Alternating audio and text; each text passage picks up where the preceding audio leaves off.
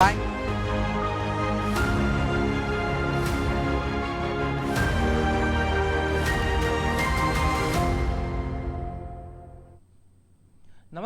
अनादि टीवी के खास कार्यक्रम पावर कॉरिडोर में आपका स्वागत है। मैं हूं प्रभु पटेरिया और सियासत एवं ब्यूरोक्रेसी की खबरों के इस खास कार्यक्रम में हमारे साथ जुड़ेंगे अनादि टीवी के ब्यूरो हेड ब्रजेश चौकसे और वरिष्ठ पत्रकार धनंजय प्रताप सिंह।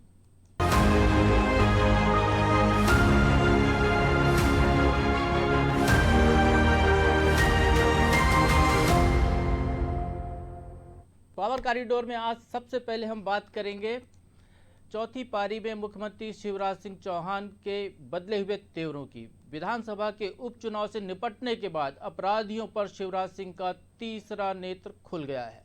मुख्यमंत्री ने गुंडे, बदमाश और सभी तरह के माफिया को अल्टीमेटम दे दिया है कि वे अपना बोरिया बिस्तर बांध लें, नहीं तो उन्हें छोड़ा नहीं जाएगा। सीएम के यह कहने का असर भी दिखने लगा है। रतलाम में ट्रिपल मर्डर के आरोपी को पुलिस ने एनकाउंटर में मार गिराया है, तो बदमाशों के मकान और कब्जे तक तोड़े जा रहे हैं। आइए इस खबर पर हम बात करते हैं हमारे साथ जुड़े हुए दोनों मेहमानों से। हमारे साथ जुड़े हुए हैं ब्रजेश चौकसे जी और धनंजय प्रताप सिंह जी। धनंजय, बहुत स्वागत है आपका। जी नमस्कार प्रभु जी। सबसे पहले मैं ब्रजेश जी आपसे जानना चाहूँगा कि आखिर ये क्या हुआ कि मुख्यमंत्री जो शिवराज सिंह चौहान आमतौर पर इस तरीके की भाषा में बात नहीं करते हुए दिखाई देते थे कि अपराधियों को तोड़ दो, अपराधियों को फोड़ दो या अपराधियों को मध्य प्रदेश से बाहर निकाल दो, ये भाषा शिवराज की नहीं थी। ये भाषा हमने देखी है, योगी आदित्यनाथ की ये भाषा है। ये भाषा और भी कुछ ऐसे लोगों की है जो शिवराज जैसे नेचर के व्यक्ति नहीं है। तो ये क्यों शिवराज सिंह चौहान में ये बदलाव दिखाई दे रहा है? प्रभु जी, मुझे लगता है ये बदलाव दिखने के पीछे वो 15 माह की सरकार थी जिसके कारण ये शिवराज जी में बदलाव हुआ। हालांकि शिवराज जी में अपराधियों को लेकर जो उनका डायलॉग है वो पुराना ही है, पहले भी बोलते रहे हैं पिछले 3 कार्यकालों में। और उन्होंने कहा था कि मध्य प्रदेश में मैं रहूँगा या डकैत रहेंगे, दोनों में से कोई एक रह सकता है। तो आप देखिए उसके बाद डकैतों का मध्य प्रदेश से सफाया हो गया। आज की तारीख में कोई सूचीबद्ध डकैत मध्य प्रदेश में नहीं है। जो भी इक्का दुक्का डकैती की वारदातें हो रही हैं हमारे चंबल में या आपको बिंद में, वो सिर्फ उत्तर प्रदेश से लगे हुए क्षेत्रों में हो रही हैं, जो कि वहाँ के जो डकैत हैं वो यहाँ के वारदात करके चले जाते हैं। पिछले 15 माह में हमने देखा है कि कमलनाथ सरकार थी, उन्होंने किस तरीके से एंटी माफिया अभियान चलाया था। इस अभियान के ही एक दो कारण, उनकी दो जो मुद्दे थे उनमें एक प्रमुख ये भी मुद्दा था जिसके कारण शिवराज सरकार को, उन्होंने पिछली सरकार को घेरने की कोशिश की थी। तो मुझे लगता है जिस तरह से योगी आदित्यनाथ को उत्तर प्रदेश में अपराधियों के खिलाफ अभियान चलाने का जो श्रेय मिल रहा है, जो पूरे देश में वाहवाही हो रही है, उससे भी शिवराज जी कहीं प्रभावित हैं और वो भी चाहते हैं कि माफिया मध्य प्रदेश में ना रहे। जिस तरह से उन्होंने कहा 4 दिन पहले, तो आप उसका परिणाम देखिए कि एक इनकाउंटर हो जाता है। और इंदौर जैसे प्रमुख शहर में बब्बू छब्बू जो एक पेंटर और दर्जी थे, उनने आपराधिक गतिविधियों के माध्यम से जो 3 मंजिला मकान बना लिया था उसको गिरा दिया जाता है। तो कार्रवाइयां जिस तेजी से दिख रही हैं, तो निश्चित तौर पर ये सरकार के लिए एक अच्छी पहल है, जनता के लिए अच्छी है कि गुंडे बदमाश उनके मोहल्लों से गायब हो जाएंगे आज की तारीख में। तो एक अच्छी पहल है और ये दिख रही है सरकार को आगे काम करने का एक नया एजेंडा है। हम धनंजय जी से समझने की कोशिश करते हैं। धनंजय जी, जैसा कि ब्रजेश जी कह रहे हैं कि मुख्यमंत्री ने सुबह कहा कि माफिया बोरिया बिस्तर समेट ले, मध्य प्रदेश में माफिया के लिए अब कोई जगह नहीं है। और शाम को खबर आती है रात को कि एक ट्रिपल मर्डर करने वाले एक अपराधी का, जिस पर एक साथ ट्रिपल मर्डर के आरोप है, उसके पहले भी कुछ और मर्डर कर चुका है, 50,000 का इनामी अपराधी, उसका इनकाउंटर हो जाता है। तो क्या प्रशासन या पुलिस विभाग केवल ये इंतजार करता रहता है कि मुख्यमंत्री बोले तो वैसी कार्रवाई करे, या उनका रूटीन में ये काम उनको करना चाहिए और वहां पर वो ध्यान नहीं दे रहे हैं? प्रभु जी, ध्यान नहीं दे रहे हैं, ये बात तो आपकी सही है। लेकिन देखो, थोड़ा सा अपन पिछले मध्य प्रदेश को देखें कि पिछले 15-20 साल में मध्य प्रदेश के परिदृश्य में क्या परिवर्तन आया। मध्य प्रदेश में 2003 से लेकर 2018 तक के भाजपा की सरकार थी।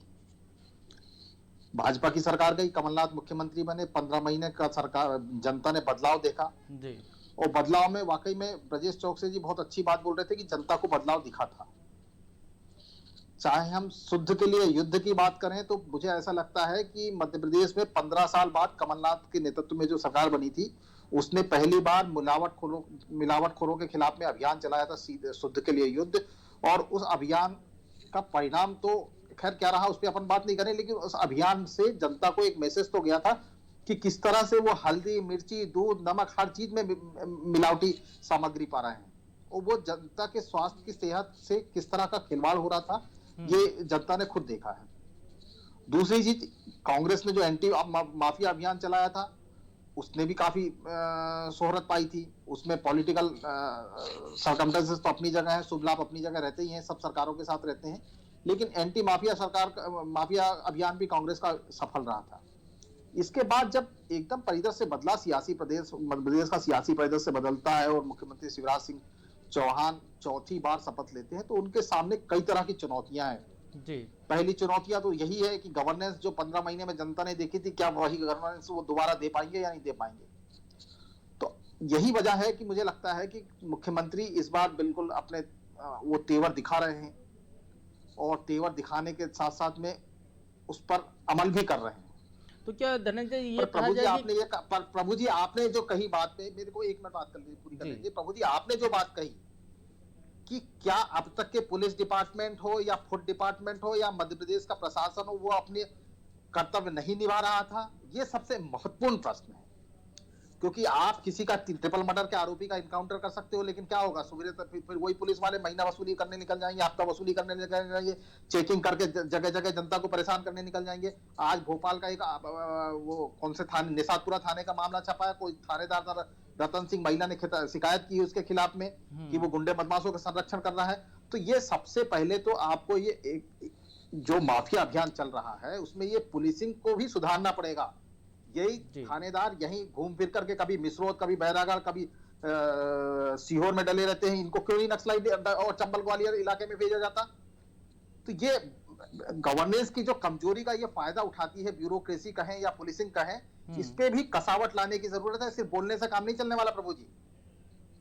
चलिए, तो धनंजय जी क्या ये माना जाए कि जो कमलनाथ जी जो रोड मैप दिखा कर गए थे शिवराज सिंह चौहान उस पर चल रहे हैं, तो मतलब इसका ये आशय है कि पिछली सरकार जो काम कर रही थी, चाहे वो चीन कर ही माफिया से निपट रही हो, कि राजनीतिक तरीके से बदले के एक आरोप लग रहे थे, वही रोड मैप आगे शिवराज सिंह को भी फॉलो करना पड़ेगा? भाई निश्चित तौर पर देखिए प्रभु जी, जनता समझदार हो गई है, आपको गवर्नेंस उसको देना पड़ेगा। आज हमारे यहाँ मध्य प्रदेश में गवर्नेंस की स्थिति इतनी बुरी है कि आप देख लीजिए, आंगनबाड़ी से लेकर के मंत्रालय तक जी, कहीं कोई भी जवाब दे अधिकारी जो बैठा है वो काम नहीं करना चाहता है। जी जी। जन्म प्रमाण पत्र से लेकर के मृत्यु प्रमाण पत्र तक, आज भी कितने भी आप रोस्टर बना दो, कितने भी आप उसको लोक सेवा कानून के दायरे में ले आओ, लेकिन आम पब्लिक को राहत नहीं मिली है। चलिए, मेरे पास अभी कल एक प्रकरण आया था विदिशा जिले के सीमांकन कराने का एक किसान का, तो वो 8 महीने पहले कलेक्टर ने एसडीएम ने ऑर्डर किया सीमांकन का, पटवारी ने बारिश में लिख दिया कि अभी साहब पानी है, मैं सीमांकन नहीं कर सकता, तो वो बेचारा 8 महीने से सीमांकन के लिए घूम रहा है। सोच लीजिए, जो 8 मिनट का काम है, 8 घंटे का काम है, उसके लिए 8 महीने लग गए। तो जब तक के गवर्नेंस में शक्ति नहीं होगी नीचे से ऊपर तक के, ऊपर से नीचे तक के, तब तक के बोलने बताने का कोई बहुत ज्यादा असर होने वाला नहीं है प्रभु जी।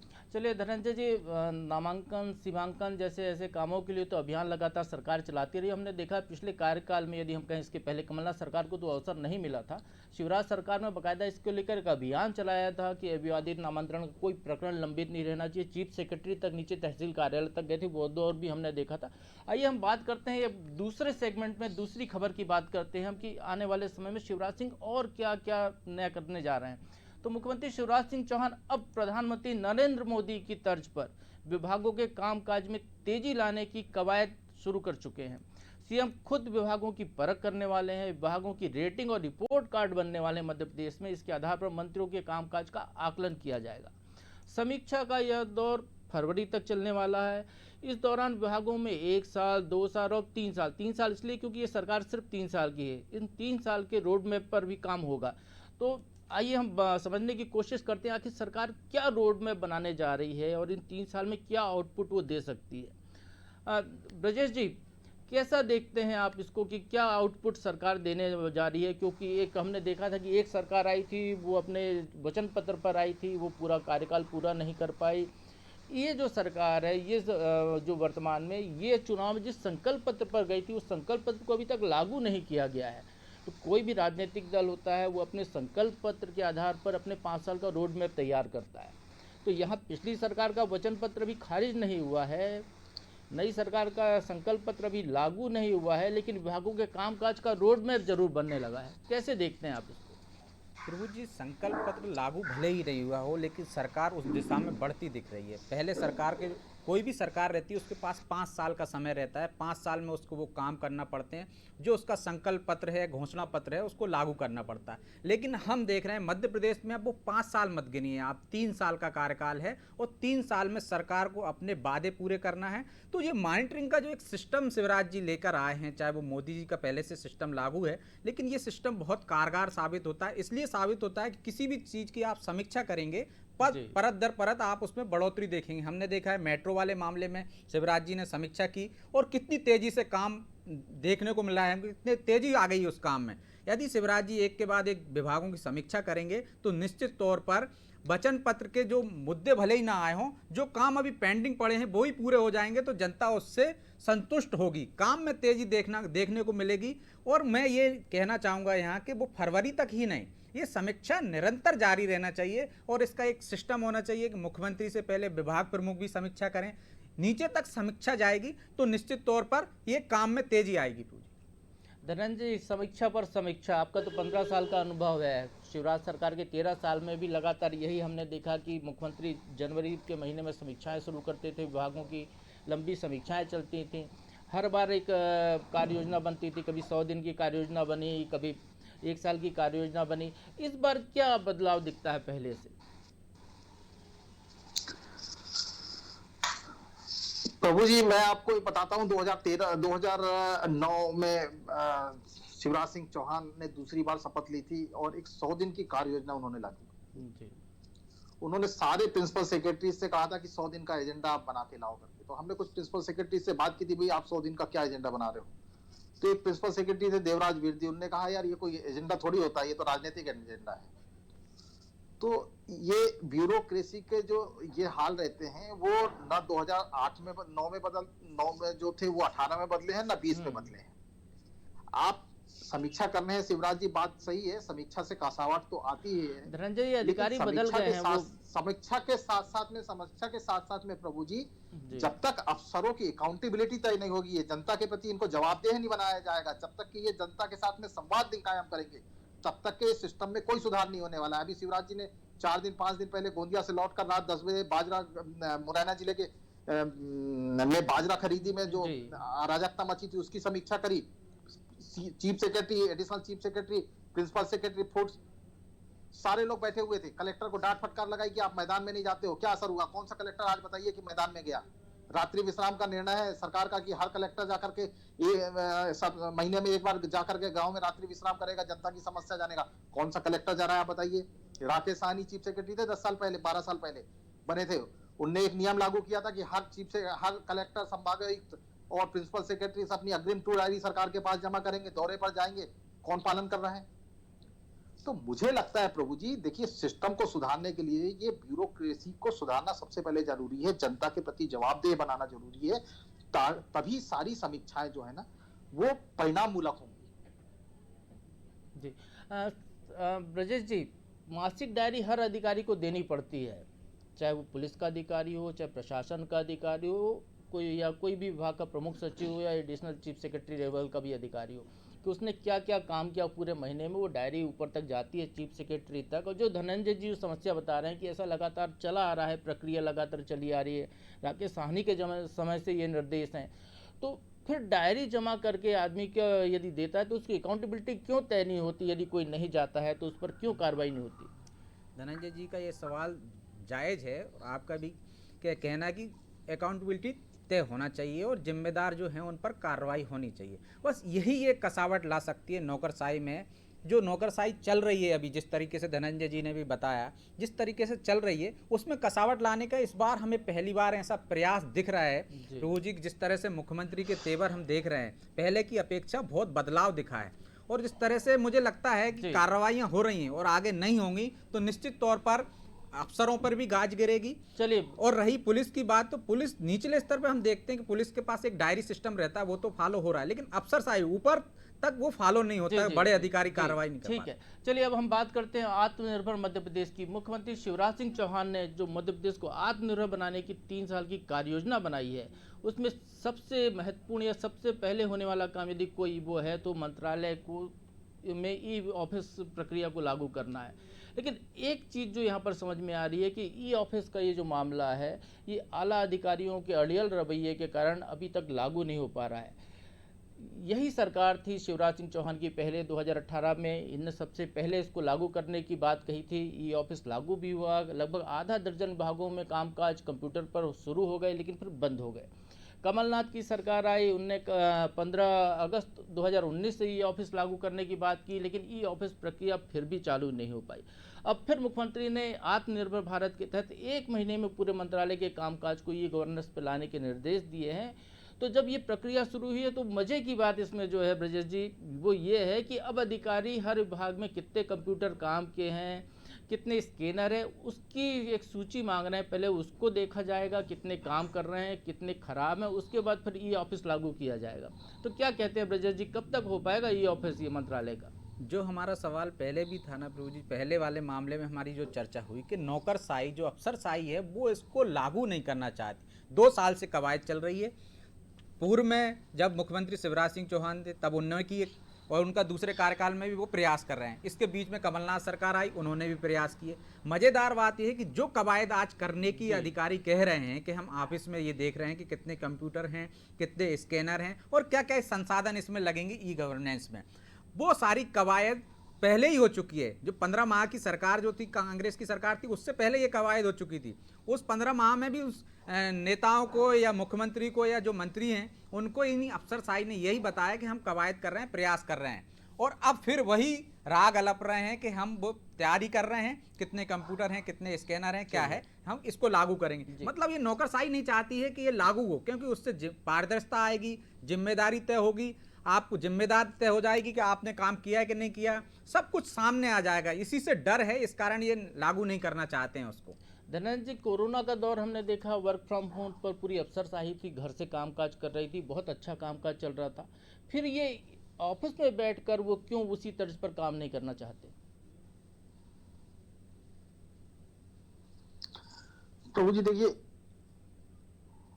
जहां तक ये बात आप ई ऑफिस की कर रहे हैं, तो मुझे ये अच्छे से याद है कि एंटोनी डिसा थे, उनके समय इसकी शुरुआत हुई थी और ये दावा किया गया था कि अगले 1 महीने में सारा फाइलिंग सिस्टम ऑनलाइन दौड़ने फाइलिंग हो लगेगा। चुकी है लगभग, हाँ है ना, ऑनलाइन दौड़ने लगेगा, ऑनलाइन फाइलिंग चलने लगेंगे। कुछ दिन उनने सख्ती की, लगातार मॉनिटरिंग की, 3-4 सप्ताह थोड़ा बहुत कामकाज शुरू हुआ, फिर ठप हो गया।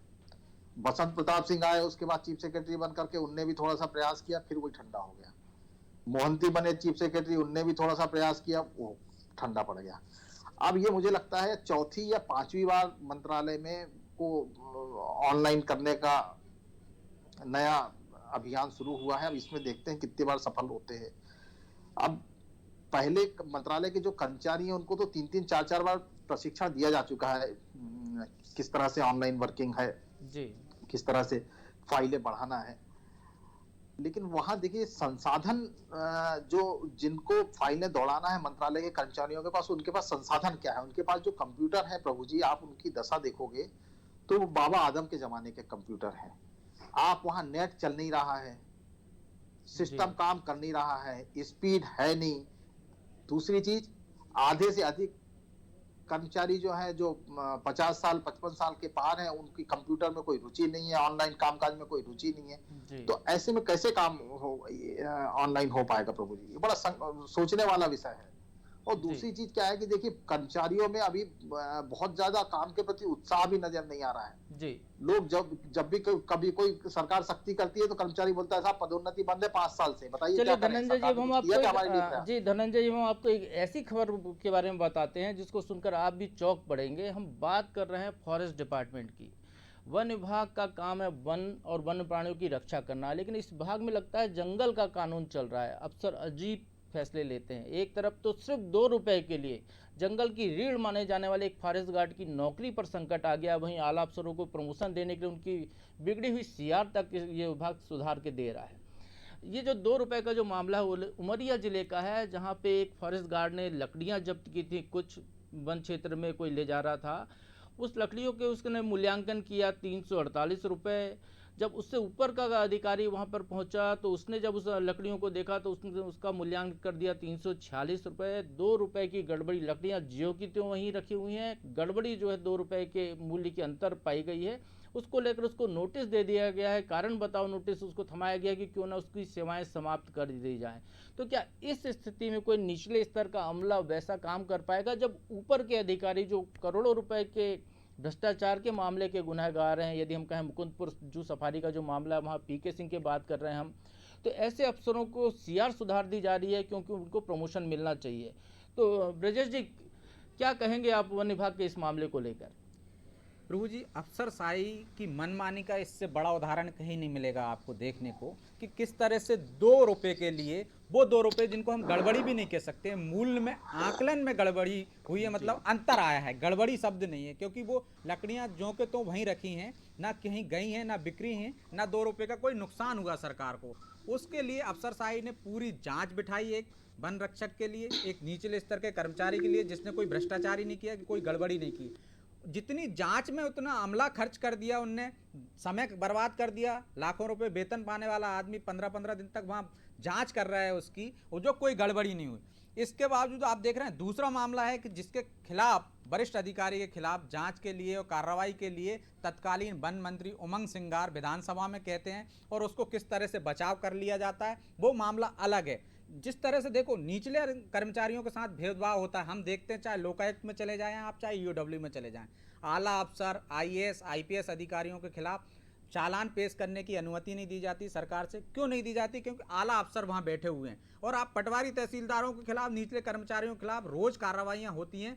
2 दर्जन मामले आज भी लोकायुक्त में सालों से लंबित हैं, जो आईएएस आईपीएस के, उन पर कार्रवाई नहीं हो रही।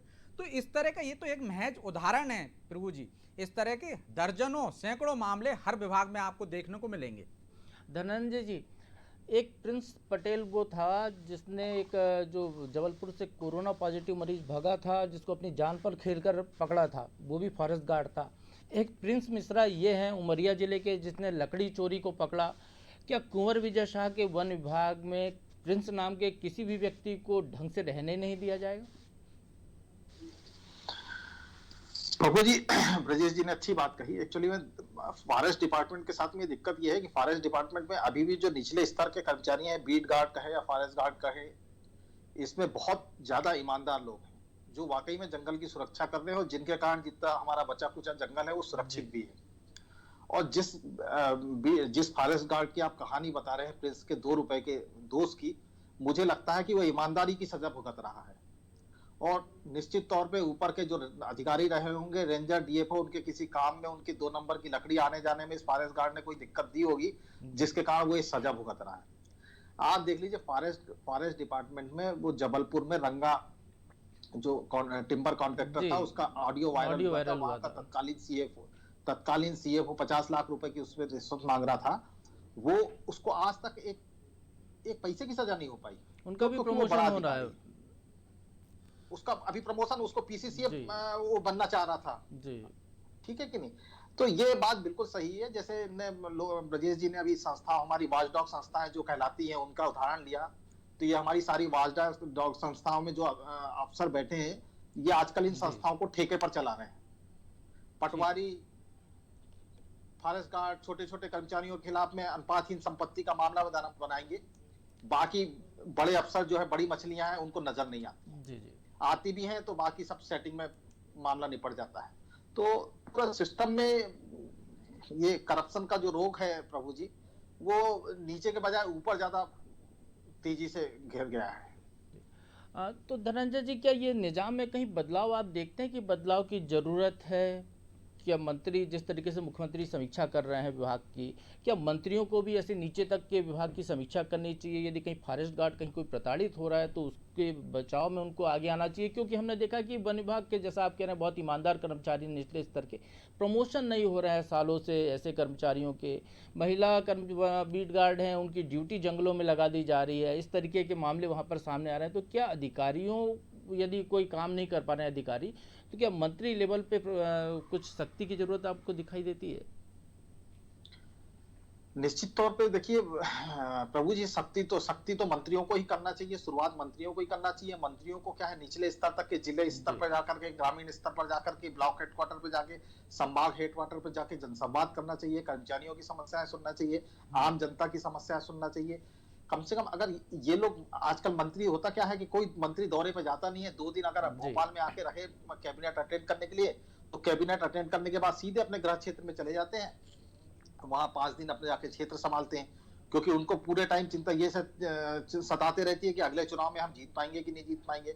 आप 20 साल पुराने दौर को देखो प्रभु जी, मंत्री लोग महीने में कम से कम 15-16 दिन प्रदेश के अलग अलग जिलों में जाकर के दौरे करते थे, अपने विभागीय योजनाओं की समीक्षा करते थे, मैदानी जाकर निरीक्षण करते थे, योजना का वाकई में क्या स्थिति है क्या नहीं है, लगातार फीडबैक लेते रहते थे।